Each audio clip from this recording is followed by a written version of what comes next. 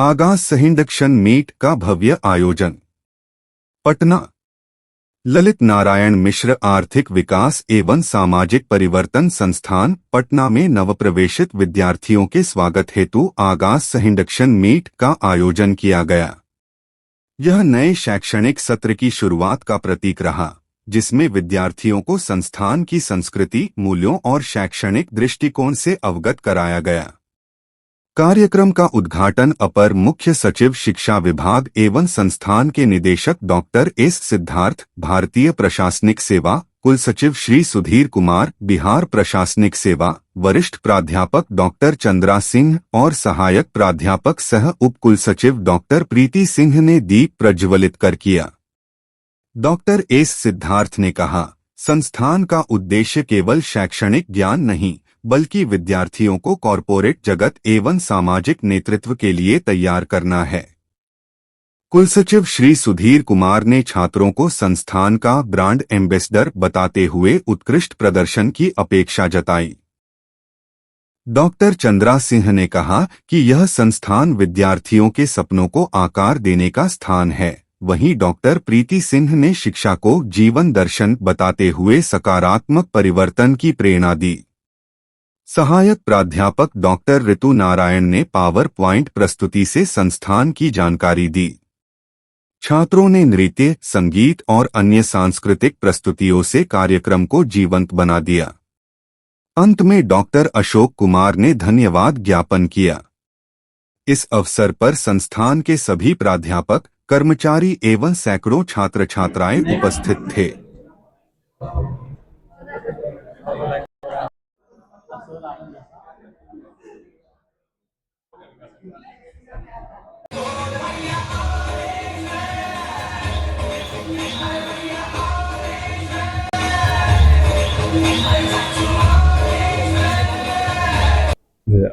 आज Elisha institute में जो नया शैक्षणिक सत्र प्रारंभ हो रहा है 2025-26 का, उसमें 809 बच्चे ने जो एडमिशन लिया था उसका इंडक्शन प्रोग्राम था।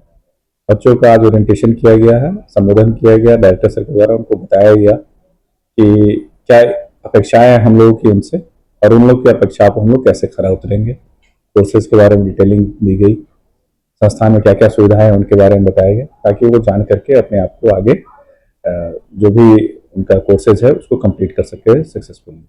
कौन कौन से कोर्सेज मतलब यहाँ पे एडमिशन लिया गया था? आज जो इंडक्शन प्रोग्राम था पूरे 10 कोर्सेज का, 10 कोर्सेज यहाँ पे संचालित है।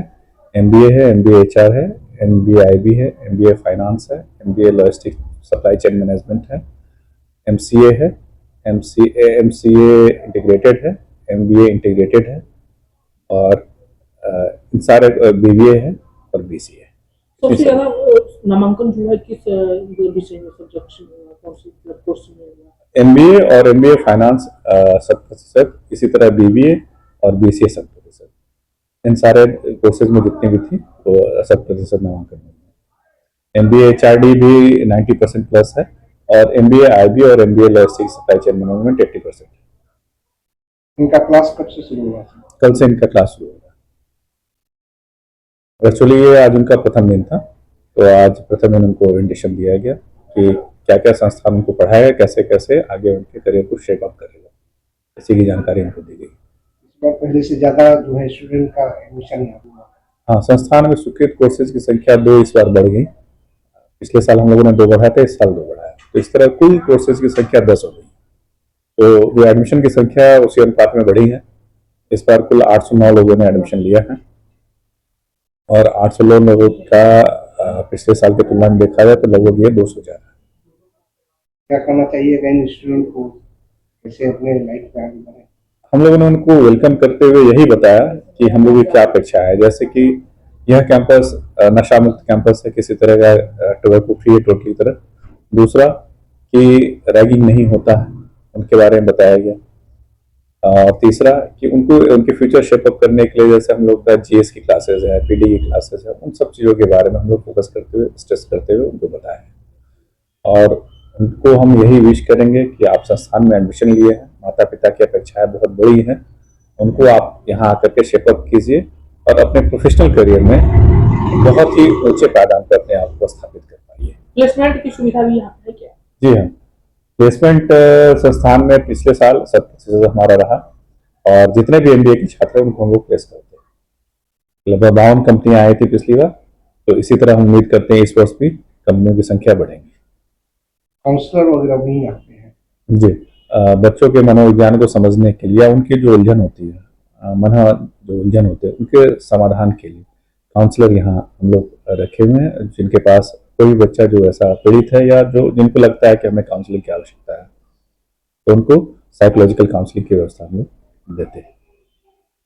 बहुत बहुत धन्यवाद सर बात करने के लिए।